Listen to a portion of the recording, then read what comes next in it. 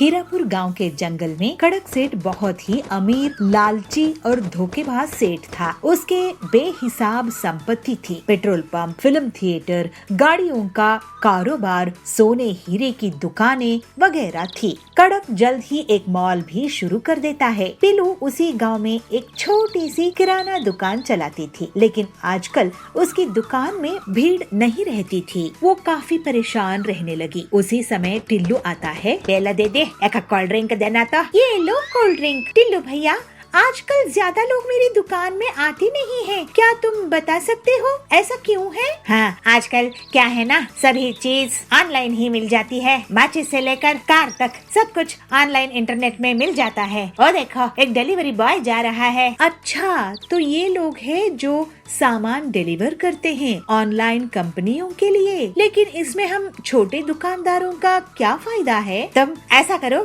कि किसी main market जगह में अपनी दुकान लगा लो। बड़ी दुकानों में भीड़ रहेगी, कुछ लोग तुम्हारे यहाँ भी आ जाएंगे। इसके बाद पीलू घर आके अपने पति बंटी को सब कुछ बताती है। तो बंटी कहता है, कड़क सेठ का मॉल इस जंगल में बहुत चलता है, क्यों ना तुम उसी के बगल में दुकान खोल लो, पैसों का इंतजाम मैं कर दूंगा। लेकिन कड़क सेठ बहुत चालाक था। जैसे ही उसे पता चला कि पीलू उसके मॉल के बगल में दुकान खोलना चाहती है, तो वो उसे एक सौदा कर लेता है। देखो बंटी, पीलू मेरे मॉल के सामने तुम्हारी दुकान की कोई औकात नहीं रहेगी। तुम एक दुकान मुझसे खरीद लो 5 लाख रुपए में, उसी में तुम्हारी भलाई है। अगर आप हमें 5 लाख में दुकान देंगे तो हम ले लेंगे कड़क सेठ। तो पीलू कहती है, ठीक है, हम ऐसा ही करते हैं। लेकिन बहुत दिन गुजर जाने के बाद भी उनकी दुकान उन्हें कड़क सेठ नहीं देता है। दोनों पति पत्नी उसके पास जाते हैं। कड़क सेठ, आप हमें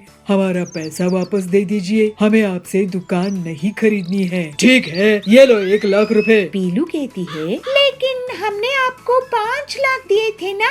तो कड़क कहता है, तो मैंने कहा है क्या बुकिंग कैंसिल कराने के लिए? अब बुकिंग करोगे तो 10 लाख लूंगा। चलो भागो यहाँ से, नहीं तो ये भी नहीं दूंगा। दोनों पति पत्नी दुखी मन से घर आते हैं। तो पीलू कहती है, अब हम क्या करेंगे जी, हमारी पूरी संपत्ति खर्च हो गई है। मुझे सोचने दो, कोई न कोई रास्ता तो निकलना होगा। फिर बंटी अपने दोस्त हरिया के पास जाता है। वो एक ऑटो मैकेनिक था। उसके पास एक पुरानी गाड़ी थी। बंटी अपने दोस्त से पूरी बात कहता है और हरिया उसे उस गाड़ी का उपयोग बताकर एक आइडिया देता है। बंटी बहुत खुश हो जाता है। वो घर आकर पीलू को अपना प्लान बताता है। तो पीलू कहती है, ये तो वाकई बहुत अच्छा प्लान है। अगले दिन बंटी गाड़ी में पूरी किराना दुकान सजाकर निकलता है। लोग बड़ी हैरानी के साथ उसे देखते हैं। तभी जाबाज कहता है, अरे ऐसे सुपर मार्केट तो मैंने पहले कभी नहीं देखा।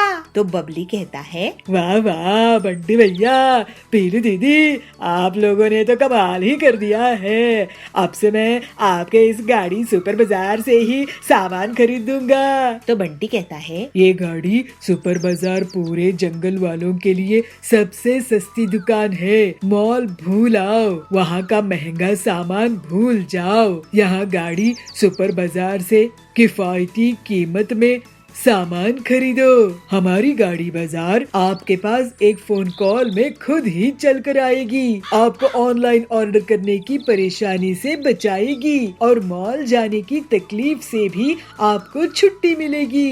इस तरह से बंटी और पीलू अपना गाड़ी सुपर बाजार चलाने लगते हैं और जंगल के पक्षी उनको बुला बुलाकर उन्हीं के यहाँ सामान खरीदने लगते हैं। जल्द ही कड़क का महंगा मॉल बुरी तरह से नुकसान में चला जाता है और जो उसने बैंक लोन लिया था वो नहीं चुका पाता है। इस वजह से उसे जेल हो जाती है। फिर पीलू और बबलू हंसी खुशी अपना जीवन बिताने लगते हैं।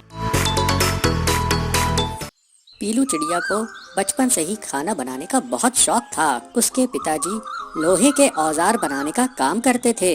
उसकी माँ सुंदरी उन औजारों को जंगल में बेच कर आती थी।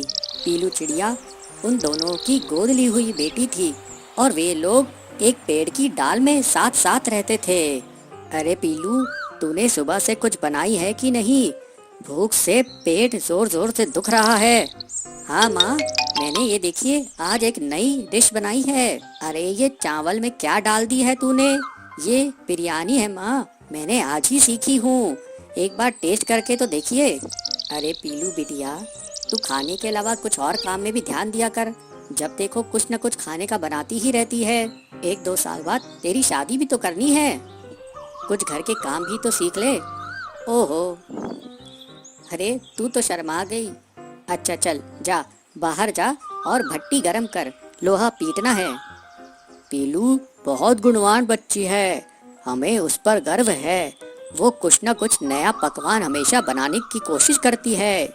लेकिन हम लोग इतने रईस नहीं हैं। अगर रोज रोज इतनी महंगी खाने की चीजें बनेंगी तो पैसे कैसे बचेंगे? चिंता क्यों करते हो जी? बच्ची का भाग्य है, उसके भाग्य में जो होगा वो उसे भगवान जरूर देंगे। मेरे बस की बात होती तो उसे 10वीं कराकर घर में नहीं बैठाता और आगे पढ़ाता। वैसे हमारी पीलू जिस घर में भी जाएगी उस घर को बहुत खुश रखेगी। बस एक अच्छा सा लड़का मिल जाए उसके लिए। अरे हम गरीब लोग हैं, गरीब पेड़ में रहते हैं, गरीब घोंसले में रहते हैं। लड़का भी तो ऐसा ही देखना पड़ेगा ना। जब भी पीलू चिड़िया की माँ की तबीयत खराब हो जाती थी तो पीलू चिड़िया पेड़ की एक डंगाल पर औजारों को बेचने बैठ जाती थी। एक दिन उसे वहाँ भोलू मिला। भोलू उससे कहता है, अरे पीलू, तुम यहाँ क्या कर रही हो? मैं ये मेरे पापा द्वारा बनाए गए औजार यहाँ पर बेच रही हूँ।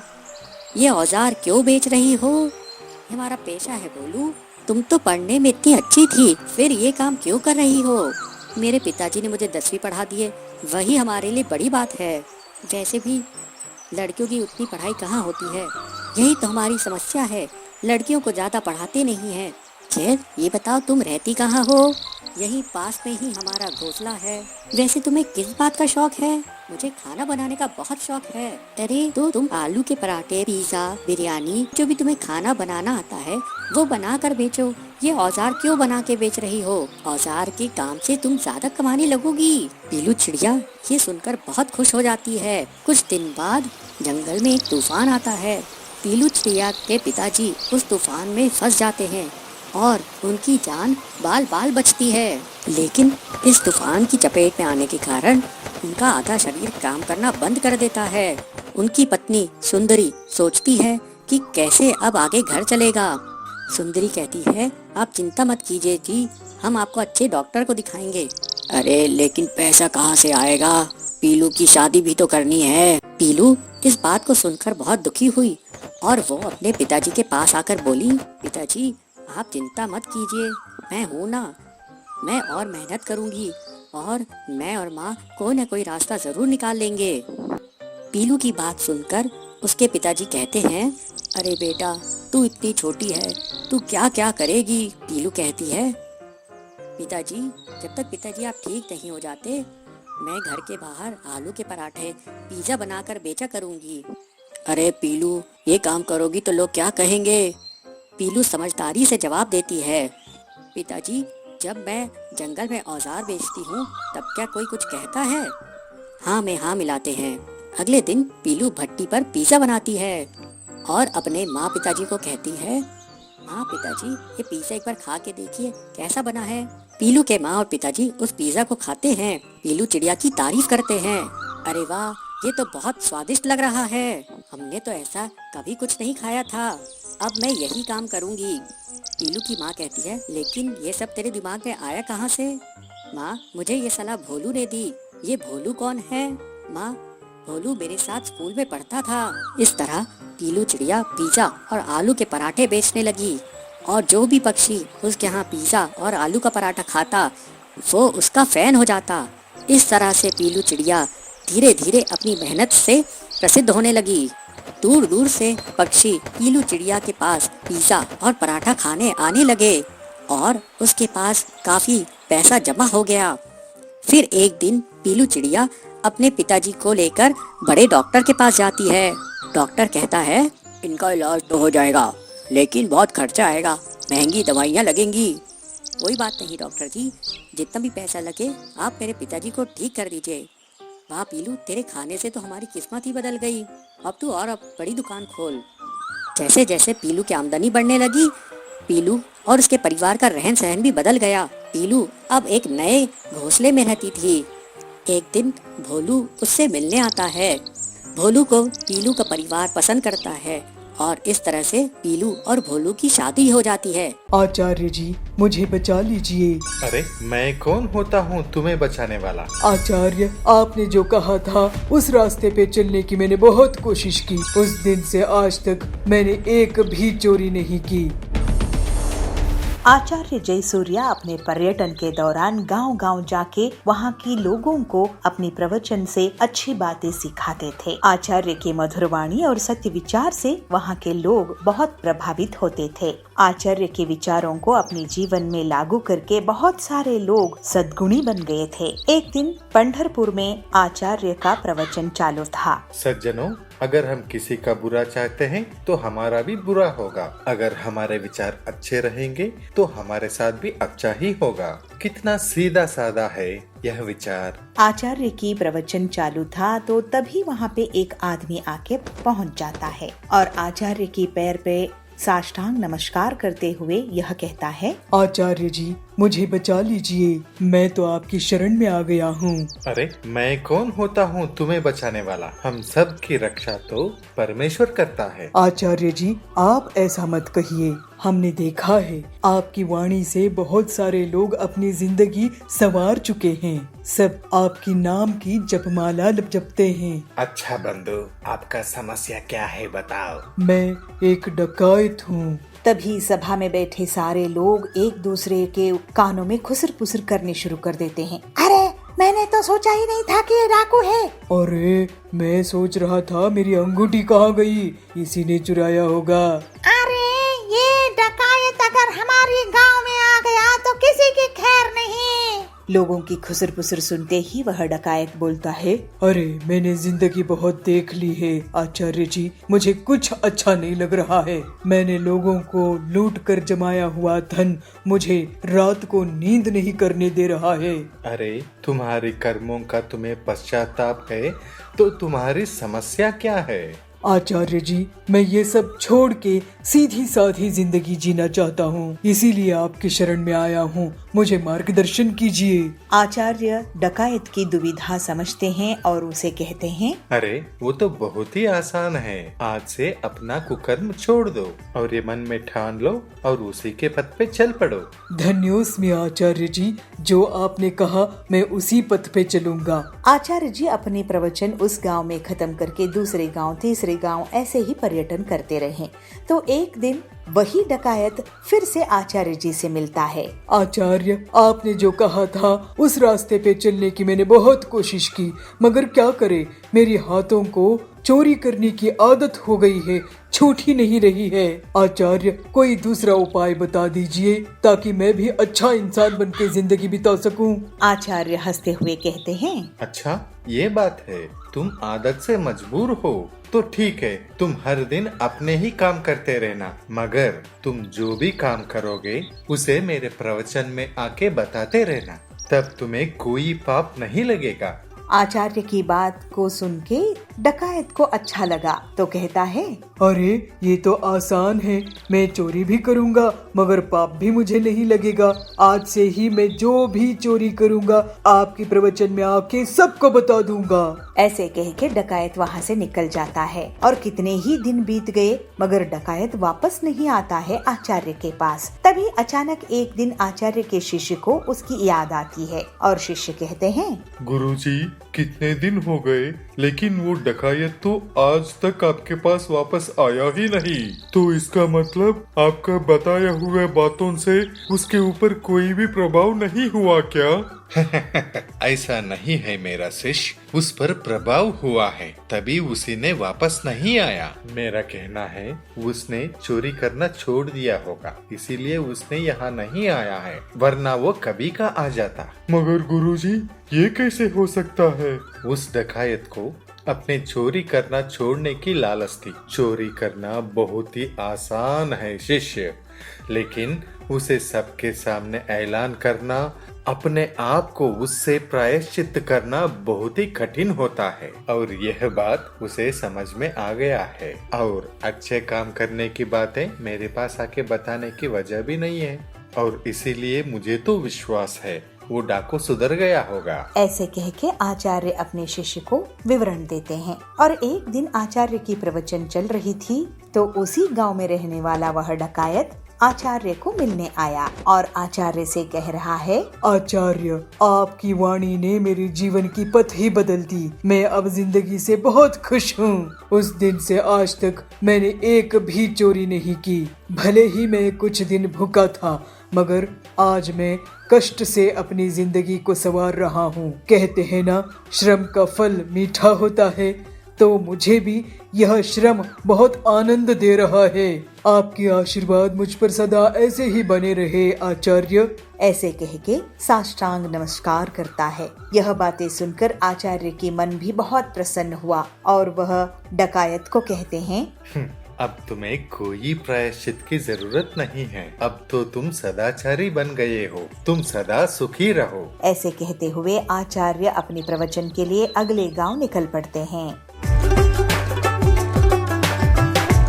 टुन्नू लोमड़ी चोर को पकड़कर उसको पुलिस के हवाले कर देते हैं। पिंकी, दादाजी मुझे माफ कर दो। तू क्यों माफी मांग रहा है? तूने क्या किया? इसलिए क्योंकि मैं रॉकी को जंगल में छोड़ आया था। पर पिंकी बंदरिया और कुन्नू सियार भाई बहन हैं। वो गांव में अपने मम्मी पापा और दादा दादी के साथ रहते हैं। एक दिन स्कूल में आते समय पिंकी बंदरिया की नजर कीचड़ में सने एक कुत्ते पर गई। वो बहुत छोटा था और रो रहा था। पिंकी को उस पर तरस आ गया, इसलिए वो उसके पास गई और अपनी बोतल का कच्चा पानी उसने उस पर डाला और उसे अपनी गोद में उठा लिया। पिंकी, छोड़ इसे, देखिए कितना गंदा है और कितनी बदबू आ रही है इसमें से। छी, छोड़ इसको। नहीं कुन्नू, मैं इसको नहीं छोड़ सकती। पता नहीं इसके माँ बाप कहाँ हैं और देखो तो बेचारा रो रहा है। मैं इसको अपने साथ लेकर चल रही हूँ, ठीक है ना? पिंकी उस कुत्ते को अपने साथ ले आती है और उसको खाना खिलाती है और उसे अपने पास लेटाकर टीवी भी दिखाती है। कुन्नू ये देख बहुत गुस्सा हो जाता है। पिंकी, उतार इसको। ये हम दोनों का बेड है ना, तूने इसको कैसे बिठाया? उतार इसको अभी, कितना गंदा है ये, नाली में रहता है, उतार इसको। कुन्नू, ये छोटा सा ही तो है, जरा सी जगह ले लेगा तो क्या हो जाएगा? कुन्नू अब और गुस्सा हो जाता है और मन ही मन सोचता है, इस कुत्ते की वजह से मेरी बहन मुझे पराया कर रही है और मेरी चीजें भी छीन कर इसे दे रही है। इसका तो कुछ करना होगा, नहीं तो ये धीरे धीरे मुझसे सब कुछ छीन लेगा। पिंकी उस कुत्ते का नाम रॉकी रखती है। रॉकी के परिवार के बाकी लोग भी रॉकी से बहुत प्यार करने लगते हैं, पर कुन्नू अभी भी उसे घर से निकालने की तरकीबें सोचता रहता है। एक दिन वो रॉकी की पूंछ में पटाखे जलाने ही वाला था कि तभी वहाँ उसकी माँ चुनमुन नीलगाय आ गई। कुन्नू, ये तुम क्या कर रहे हो? उस बच्चे की पूंछ पर पटाखे क्यों जला रहे हो? कोई तुम्हारे साथ ऐसा करेगा तो कैसा लगेगा? छोड़ो उसको, लाओ मुझे दो। चुनमुन से डांट खाने के बाद भी कुन्नू नहीं सुधरता और फिर एक दिन रॉकी के खाने में मिर्ची डाल देता है। रॉकी वो दूध पीता उससे पहले ही उसके दादा टुन्नू शेर वहाँ पहुँच गए। कुन्नू, ये दूध लाल क्यों है? क्या मिलाया है इसमें? कुन्नू घबरा जाता है। सच सच बोलो कुन्नू। नहीं, कुछ भी नहीं दादाजी, वो तो ऐसे ही हो गया। मैं जानता हूँ तुम रॉकी को जरा भी प्यार नहीं करते हो और उसे घर से निकालना चाहते हो, पर बेटे ये बेचारा भी बहुत छोटा है, तो जानता भी नहीं कि तुम इसके साथ क्या क्या कर रहे हो। इसलिए ये सब छोड़ो और उसके साथ प्यार से पेश आओ, ठीक है? दादा के समझाने पर भी कुन्नू नहीं समझता और फिर एक रात वो रॉकी को लेकर जंगल में चला जाता है और उसे कहीं दूर छोड़ाता है और घर आकर सो जाता है। अब उस रॉकी को मैं ऐसी जगह छोड़ कर आया हूँ जहाँ से वो चाह कर भी वापस नहीं आ सकता और मैं जीऊंगा चैन की जिंदगी। अंधेरी रात हो चुकी थी, घर में सब सो चुके थे कि तभी एक लोमड़ी चोर उनके घर में घुस जाती है और एक एक करके घर का सारा कीमती सामान चुरा लेती है। पर जैसे ही वो घर के बाहर कदम रखती है वैसे ही रॉकी भौंकने लगता है और घर वाले सारे लोग जाग जाते हैं। तब तक रॉकी लोमड़ी चोर को हिलने तक नहीं देता। अच्छा, तो ये चोर हमारे घर में चोरी करने आया था। शाबाश रॉकी, अगर आज तुम नहीं होते पता नहीं क्या हो जाता। टुन्नू लोमड़ी चोर को पकड़कर उसको पुलिस के हवाले कर देते हैं। पिंकी, दादाजी मुझे माफ कर दो। तू क्यों माफी मांग रहा है? तूने क्या किया? इसलिए क्योंकि मैं रॉकी को जंगल में छोड़ आया था, पर पता नहीं ये वापस कैसे आया।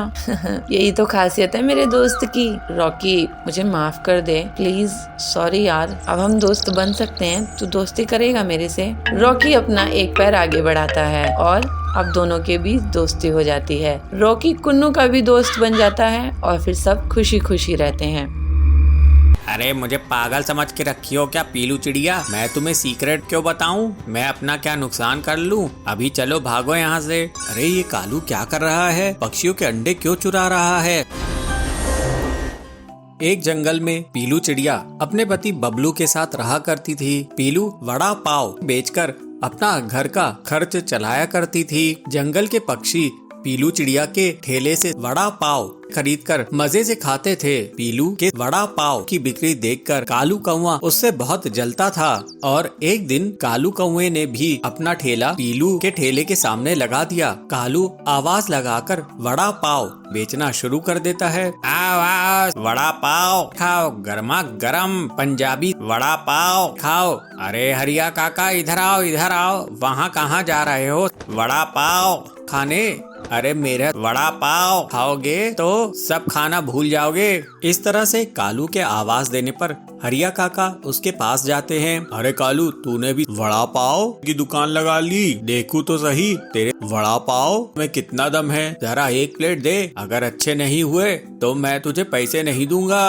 अरे हरिया काका, एक बार खा के तो देखो, डबल लोगे। फिर हरी काका कालू के वड़ा पाव खाता है और उसकी बहुत तारीफ करता है। अरे वाह कालू, तूने तो बहुत ही कमाल के वड़ा पाव बनाए हैं। अब से मैं तेरी ही दुकान में आऊंगा। इसके बाद से तो कालू की दुकान निकल ही पड़ी। जो भी पक्षी उसके वड़ा पाव खाता उसकी बहुत तारीफ करता। कालू की दुकान चलने से पीलू को अपने वड़ा पाव बेचने में परेशानी आने लगी। इस तरह कई दिन निकल जाते हैं। पीलू को बहुत नुकसान होता है क्योंकि अब उसके ठेले में कोई भी पक्षी नहीं जाता था। पीलू सोचती है, मैं ऐसा क्या करूं जिससे मेरे ठेले में फिर से भीड़ लगनी शुरू हो जाए, फिर से लोग मेरे वड़ा पाव खाने लग जाएं। मुझे कुछ न कुछ करना ही होगा, नहीं तो मेरी दुकान ही बंद हो जाएगी। ऐसा सोचकर पीलू कालू कौवे के पास जाती है और कालू से कहती है, कालू भैया, आप वड़ा पाव में ऐसा क्या मिलाते हो जिससे सभी आपके यहाँ वड़ा पाव खाने आने लगे हैं? आप भी अगर मुझे सीक्रेट बता दो तो मैं कहीं दूर जाकर वड़ा पाव का ठेला लगा लूंगी, जिससे मेरी भी आमदनी फिर से शुरू हो सके। ऐसा सुनकर कालू उस पर गुस्सा करता है।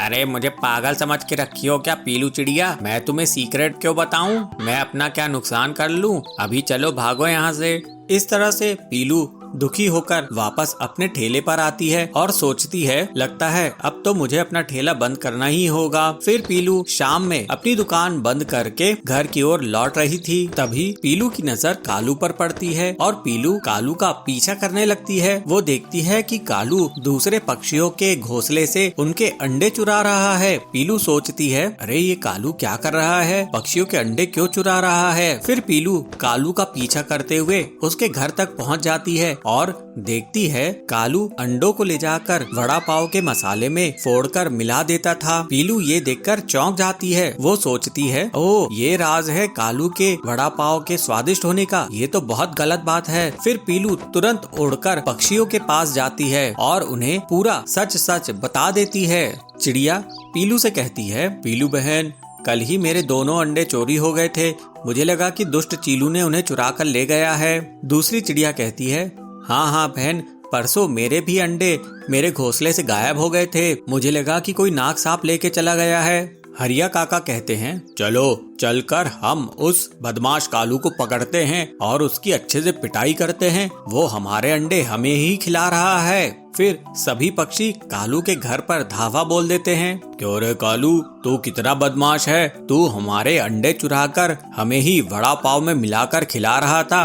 अरे तुझे शर्म है कि नहीं? हाँ कालू भैया, तुमको शर्म है कि नहीं? ये क्या तरीका है? तुम हमारे बच्चों को मार रहे हो, उन्हें पैदा ही होने नहीं दे रहे हो और उन्हें हमें ही खिला रहे हो। तुम इस जंगल में रहने के लायक नहीं हो। इतना कहकर पक्षी कालू की बुरी कदर पिटाई कर देते हैं। पिटाई खाकर कालू जंगल छोड़कर भाग जाता है। कालू के भाग जाने के बाद से सभी पक्षियों के अंडे फिर से सुरक्षित हो जाते हैं और पीलू की वड़ा पाव की दुकान एक बार फिर से चल पड़ती है। अब पीलू अपनी मेहनत से अच्छा खासा पैसा कमाने लगती है। इस तरह सभी पक्षी अब खुशी खुशी रहने लगते हैं। पिछली बार की तरह हमारी फसल बर्बाद हो गई तो हम जीने लायक नहीं बनेंगे। अचानक से खेत में सोने के आलू उग जाते हैं। बंसीपुर गांव में बबलू कबूतर अपनी पत्नी पीलू चिड़िया के साथ रहता था। बबलू बहुत ही मेहनती था। वो साल भर मेहनत करके किसानी करता था। अपनी फसल बेचकर अपना घर चलाता था। पीलू, इस बार मैंने आलू की फसल बोई है और खाद और सिंचाई का भी खास ख्याल रखा है। तुम देखना, इस बार बहुत बढ़िया फसल होगी। भगवान करे ऐसा ही हो, नहीं तो अगर पिछली बार की तरह हमारी फसल बर्बाद हो गई तो हम जीने लायक नहीं बनेंगे। हमारे ऊपर वैसे ही बहुत उधार है। पीलू के घर के पास ही सुंदरी रहती थी। वो पीलू की गरीबी का मजा लेती थी। एक दिन सुंदरी कहती है, पीलू बहन, बबलू भाई, ये मैं क्या सुन रही हूँ? आप लोगों के ऊपर इतना उधार है। ऐसा करो पीलू बहन, मेरे घर आज कुछ मेहमान आने वाले हैं।